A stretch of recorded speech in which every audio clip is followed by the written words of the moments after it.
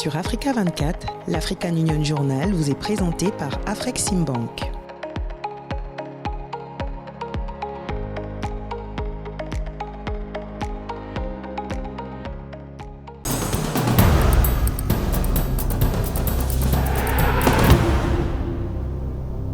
La CEMAC fait face à de fortes tensions macroéconomiques. Plusieurs États membres enregistrent des déséquilibres budgétaires persistants, alimentés par la hausse des dépenses publiques et un endettement croissant. Autre signal d'alerte, la baisse progressive des réserves de change qui fragilise la stabilité extérieure de la zone et relance le débat autour de la discipline budgétaire. Face à cette situation, les autorités régionales appellent à des réformes structurelles et à une meilleure coordination des politiques économiques pour préserver la stabilité de la zone CEMAC. Madame, Monsieur, merci de nous rejoindre sur les antennes d'Africa 24 pour une nouvelle édition de l'Africa Union Journal. Dans un instant, reportage et analyse.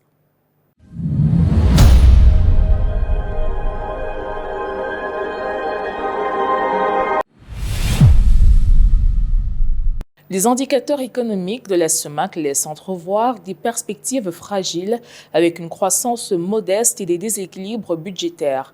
L'inflation reste autour de 3,9% et environ 37% des 65 millions d'habitants de la région vivent dans l'extrême pauvreté. L'affaiblissement des finances publiques et l'aggravation des déficits budgétaires ont limité la marge de manœuvre budgétaire pour absorber les chocs. En réponse, les chefs d'État de la zone se sont réunis à Brazzaville le 22 janvier 2026 sous la présidence de Denis Sassou Nguesso afin de discuter des mesures urgentes visant à stabiliser les économies et à relancer la croissance dans toute la sous-région. Les économies de la CEMAC sont confrontées à des pressions macroéconomiques croissantes dues au déséquilibre budgétaire, à la baisse des recettes, à l'augmentation de la dette et aux chocs externes. Le baromètre économique 2025 de la Banque mondiale pour la CEMAC fait état d'une inflation de 3,9% et de 37% des 65 millions d'habitants vivant dans l'extrême pauvreté. Face à des finances publiques fragilisées et à des marges de manœuvre budgétaires limitées, les chefs d'État et les représentants de la CEMAC se sont réunis à Brazzaville le 22 janvier 2026 afin d'adopter des mesures urgentes axées sur les réformes structurelles, la discipline budgétaire, la gestion des finances publiques et la diversification économique au-delà des hydrocarbures. Comme nous avons pu le constater lors de nos échanges, des mesures de redressement doivent être mises en œuvre en urgence dans nos différents États. Je suis convaincu que notre rencontre de ce jour nous a permis d'apprécier l'ampleur des défis que nous devons relever ensemble afin de consolider les acquis obtenus grâce aux réformes déjà engagées dans nos États et créer ainsi les conditions d'une croissance durable et résiliente de nos économies au bénéfice de nos peuples. Les discussions ont également porté sur le renforcement de la gestion des finances publiques, l'amélioration de la mobilisation des recettes, le rapatriement des recettes d'exportation et le renforcement de la supervision du secteur financier. Si les responsables ont noté que la croissance du PIB dans la CEMAC est passée de 2,0% en 2023 à environ 3,0% en 2024, ils ont également reconnu que cette dynamique demeure fragile.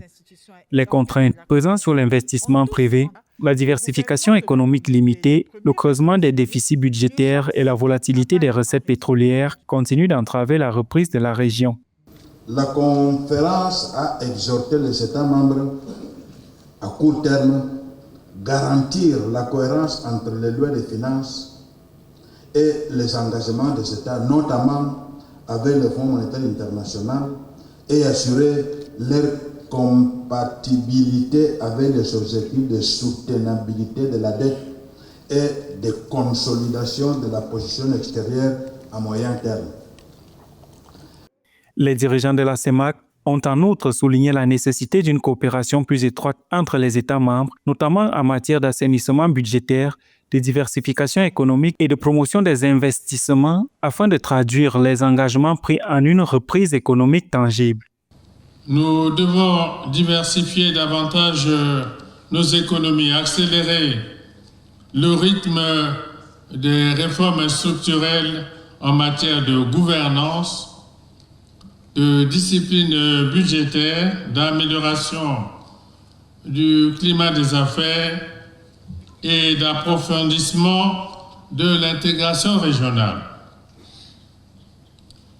Notre communauté constitue un atout que nous devons préserver et renforcer. Ce n'est qu'ensemble que nous pouvons surmonter les difficultés actuelles et bâtir de meilleures perspectives économiques et sociales pour nos États et nos populations. Démontrant leur engagement commun en faveur de la discipline budgétaire et de la mise en œuvre cohérente des politiques, les dirigeants de la CEMAC se sont engagés à renforcer leur collaboration, à dialoguer de manière constructive avec leurs partenaires internationaux et à suivre de près les progrès réalisés par l'intermédiaire des institutions régionales existantes. Le succès de ces mesures est essentiel pour remédier aux vulnérabilités de longue date et favoriser la stabilité à long terme en Afrique centrale. L'Organisation mondiale de la santé a annoncé le 4 février 2026 la reprise des campagnes de vaccination préventive contre le choléra à l'échelle mondiale. Parmi les pays prioritaires figure le Mozambique, durement touché par de récentes inondations. L'OMS souligne que la forte augmentation des stocks mondiaux de vaccins oraux permet désormais de passer d'une gestion des urgences à une véritable stratégie d'anticipation. Les chefs d'État de la Communauté économique et monétaire de l'Afrique centrale CEMAC ont appelé au resserrement des rangs face à un contexte économique jugé préoccupant mais maîtrisé. Lors d'une session extraordinaire tenue à Brazzaville le 22 janvier, ils ont adopté une série de mesures urgentes pour redresser la situation économique, financière et monétaire de la zone. Les discussions ont été principalement axées sur les engagements conclus avec le Fonds monétaire international FMI. 3 orientations majeures pourraient utilement encadrer nos réflexions. Premièrement, la nécessité d'assurer une meilleure cohérence entre nos cadres budgétaires et nos engagements communautaires et internationaux. Deuxièmement, le renforcement de la transparence et de la gouvernance dans la gestion publique à travers une meilleure communication des informations, la modernisation des outils de gestion et la préservation de l'indépendance de nos institutions communautaires. Et enfin, troisièmement, la consolidation de la stabilité monétaire, notamment par une gestion prudente et coordonnée de nos réserves de change extérieures. Dans l'urgence, les États de la CEMAC ont adopté une feuille de route claire, les appelant à court terme à garantir la cohérence entre leur loi de finances et les programmes du FMI, ainsi qu'à poursuivre des accords en vue de consolider la soutenabilité de la dette. Nos travaux de ce jour ne visent donc pas uniquement à diagnostiquer la crise. Il nous revient, en tant que gardiens de l'intérêt collectif sous-régional, de poser les bases d'une réflexion lucide, rigoureuse et constructive. Le choix stratégique de la CEMAC repose sur la discipline budgétaire et la coopération avec le FMI, jugée essentielle pour préserver la crédibilité internationale de la zone. Parallèlement, la Banque centrale révise sa réglementation d'échange et encourage la domiciliation des fonds afin de consolider les réserves communes. L'aboutissement de cette stratégie, qui intègre aussi un enjeu social, dépendra de la capacité des États à concrétiser leurs engagements pour assurer une stabilité durable dans la zone. Je formule le vœu que la réflexion qui sera menée ici, en toute lucidité et franchise, aboutisse à des propositions concrètes, équilibrées et réalistes, permettant à nos chefs d'État de prendre des mesures idoines pour maintenir la crédibilité de notre cadre macroéconomique, de renforcer la stabilité de l'Union et de préparer les fondations d'un développement durable et inclusif de nos pays. Ces décisions interviennent alors que la CEMAC est confrontée à des défis majeurs. Une croissance moyenne limitée à 2,1% ces 5 dernières années, une perte de 1 300 milliards de francs CFA de réserves de change et un taux de couverture extérieure tombé à 67% entre juin et décembre 2025. Avec une dette publique estimée à plus de 80% du PIB en 2025, des besoins de financement estimés à près de 19% du PIB sur la période 2024-2025 et un budget 2026 de 9,7 milliards d'euros, le Gabon fait face à une dégradation rapide de ses équilibres macroéconomiques. Dans un contexte marqué par la dégradation de sa note souveraine à CCC par Fitch Ratings en décembre 2025, Libreville envisage désormais de solliciter l'appui du FMI afin de restaurer sa crédibilité financière et de rassurer les marchés comme les partenaires au développement. Un reportage signé Pouleminka.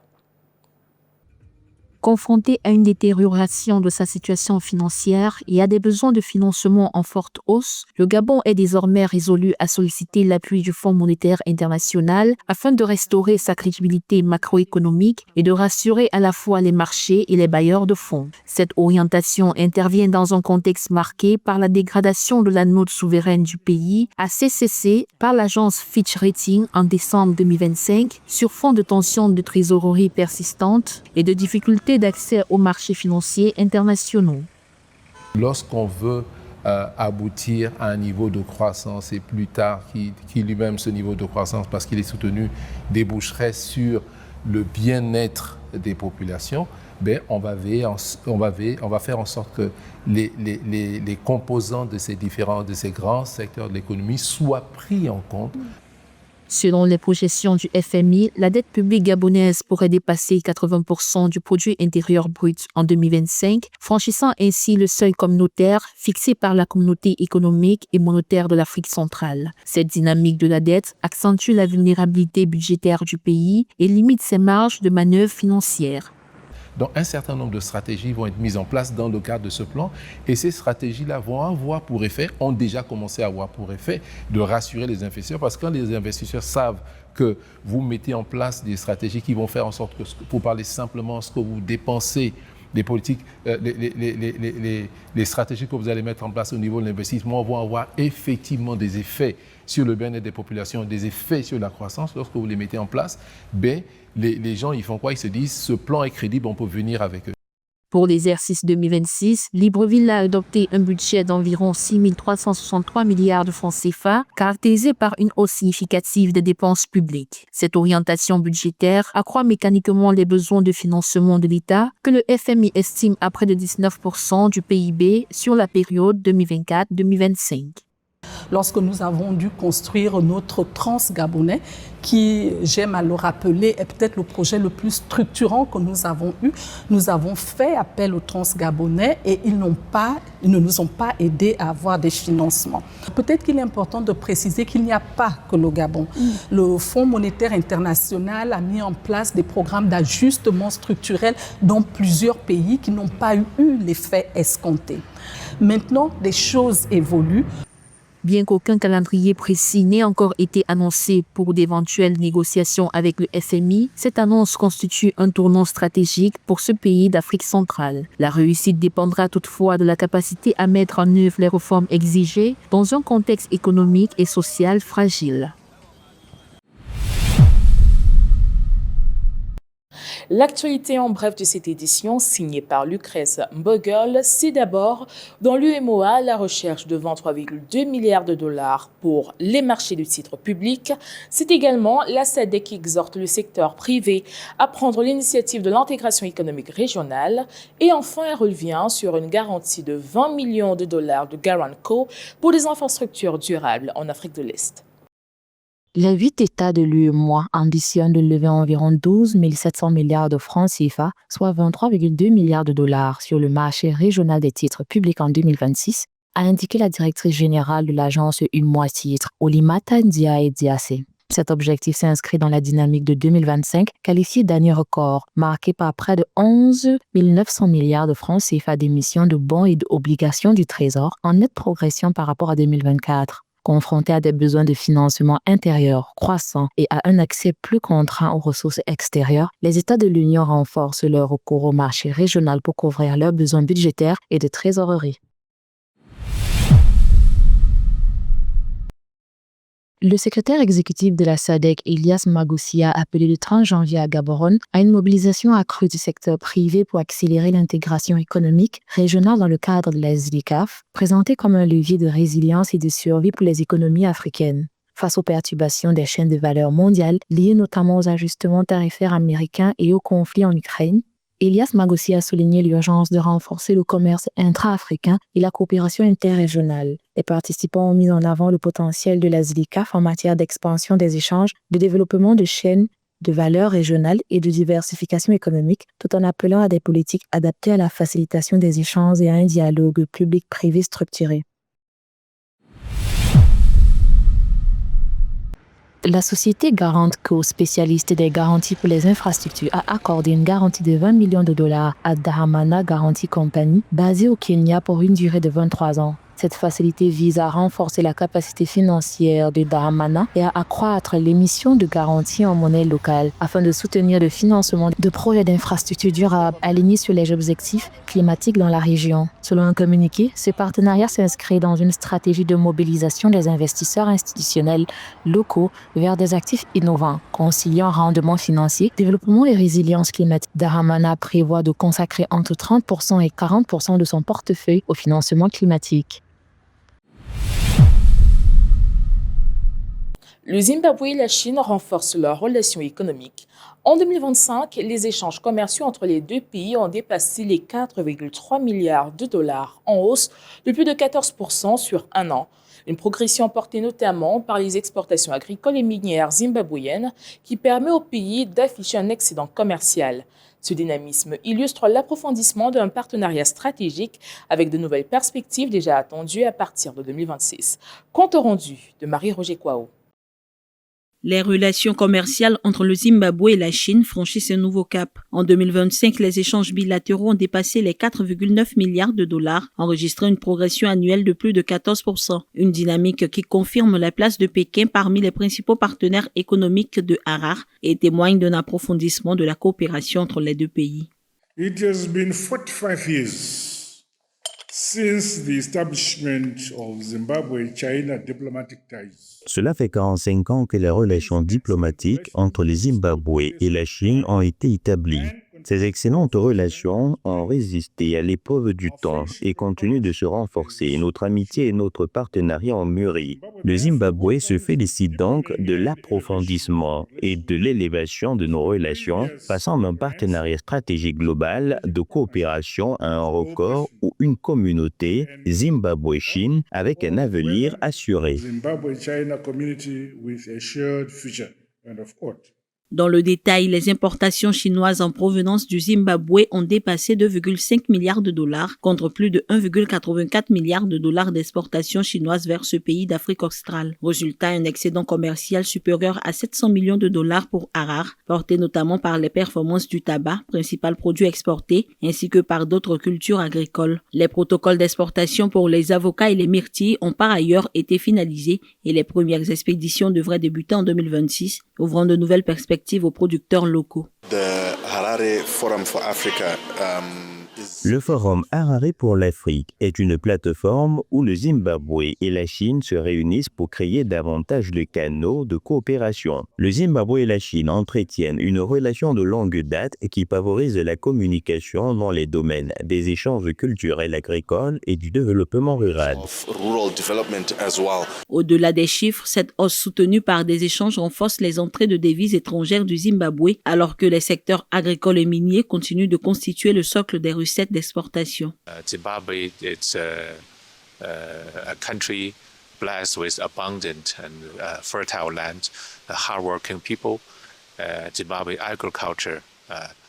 Le Zimbabwe est un pays béni par des terres abondantes et fertiles et par des gens travailleurs. L'agriculture zimbabwéenne possède un potentiel énorme et immense pour un développement accru. Au cours des 40 dernières années, la Chine a sorti 800 millions de personnes de la pauvreté. Nous pensons donc que notre expérience et les enseignements de la Chine peuvent servir d'inspiration pour le développement rural du Zimbabwe. Provides some inspiration for Zimbabwe's rural development. Avec l'approbation de nouveaux protocoles commerciaux et un accès élargi au marché chinois, les échanges entre Harare et Pékin devraient poursuivre leur progression. Une trajectoire qui consolide un partenariat stratégique et ouvre la voie à de nouvelles opportunités de croissance pour l'économie zimbabwéenne.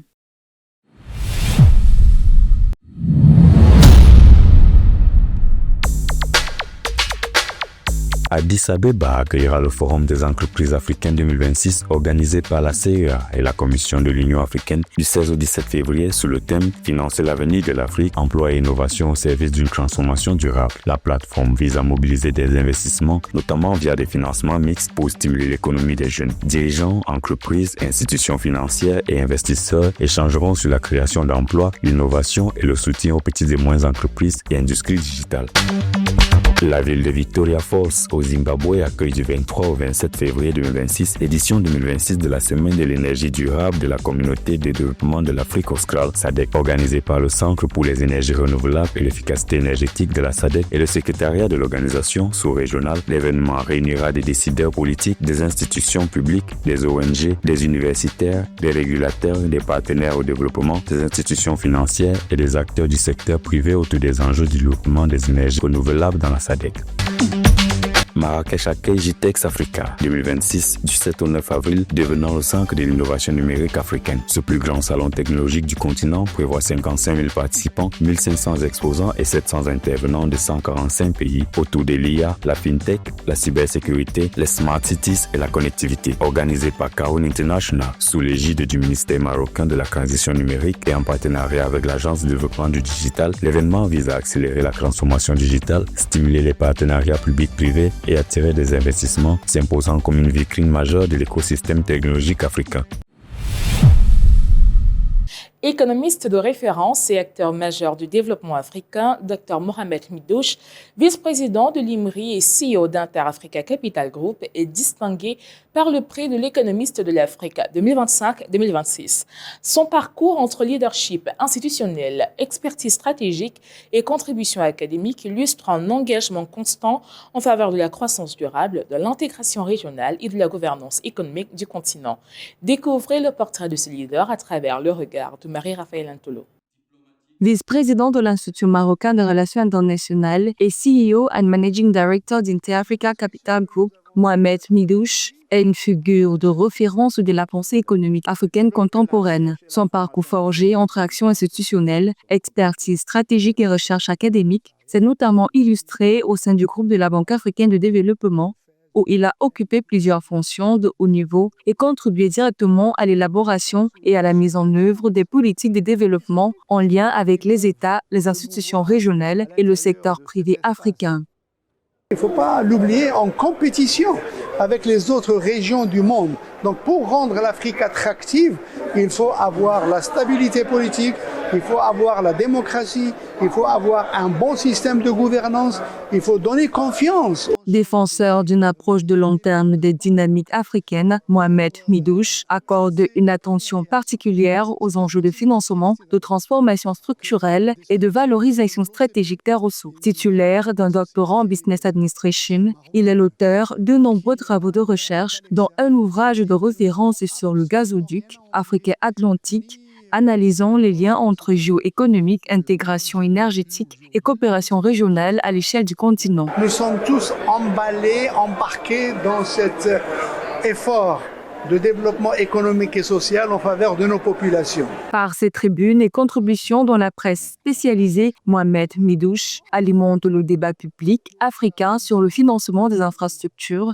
la gouvernance des ressources stratégiques, le rôle des institutions multilatérales et les conditions d'une croissance durable et inclusive. Attribué à l'issue d'un processus de sélection rigoureux mené par Financial Afrique, parmi 4 candidats, le prix de l'économiste de l'Afrique 2025-2026 consacre une pensée et une action résolument tournées vers l'avenir du continent. Continuons à supporter l'intégration économique régionale. On veut une Afrique des peuples, une Afrique qui sert les intérêts de la population. Et c'est ça le message qu'on a essayé de faire passer. Ancien représentant résident régional du groupe de la Banque africaine de développement au Sénégal et président d'Inter-Africa Capital Group, Mohamed Midouche a par ailleurs rejoint l'Institut africain de la gouvernance en qualité de membre du conseil d'administration en mai 2019.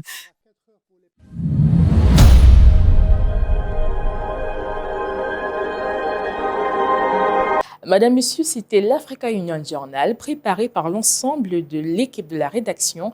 Merci de l'avoir suivi. Tout de suite, nouvelle édition de l'actualité africaine sur africa24tv.com et sur l'application MyAfrica24.